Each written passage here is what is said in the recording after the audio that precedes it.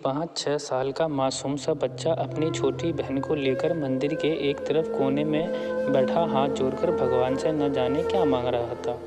कपड़े में मैला लगा हुआ था, मगर निहायत साफ उसके नन्हे नन्हे से गाल आंसू से भीग चुके थे।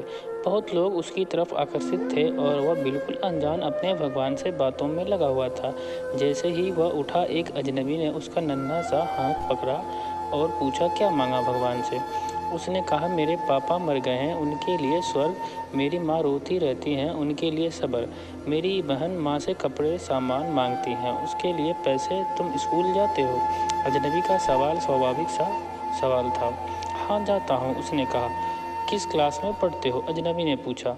नहीं अंकल, पढ़ने नहीं जाता, माँ चना बना देती हैं, वह स्कूल के बच्चों को बेचता हूँ, सारे बच्चे मुझसे चने खरीदते हैं, हमारा यही काम धंधा है। बच्चे का एक एक शब्द मेरी रूह में उतर रहा था। तुम्हारा कोई रिश्तेदार ना चाहते हुए भी अजनबी बच्चे से पूछ बैठा।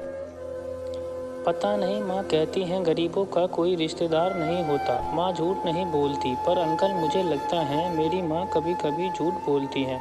जब हम खाना खाते हैं हमें देखती रहती हैं। जब कहता हूँ माँ तुम भी खाओ तो कहती हैं मैंने खा लिया था। उस समय लगता है झूठ बोलती हैं। बेटा, अगर तुम्हारे घर का खर्चा मिल जाए तो पढ़ाई करोगे? बिल्कुल नहीं, पढ़ाई करने वाले गरीबों से नफरत करते हैं अंकल, हमें किसी पढ़े हुए ने कभी नहीं पूछा, पास से गुजर जाते हैं। अजनबी हैरान भी था और शर्मिंदा भी। फिर उसने कहा, बिल्कुल नहीं, पढ़ाई करने वाले गरीब से नफरत करते हैं अंकल, हमें किसी पढ़े हुए ने कभी नहीं पूछा, पास से गुजर जाते हैं। अजनबी हैरान भी था और शर्मिंदा भी।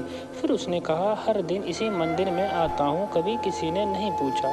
यहाँ सब आने वाले मेरे पिताजी को जानते थे, मगर हमें कोई नहीं जानता। बच्चा जोर जोर से रोने लगा। अंकल, जब बाप मर जाता है तो सब अजनबी क्यों बन जाते हैं?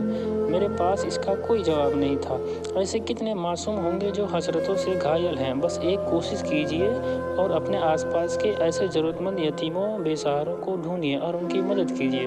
दोस्तों, हमारे चैनल पर पहली बार आए हैं तो चैनल को सब्सक्राइब करें। ऐसी और वीडियो देखने के लिए धन्यवाद।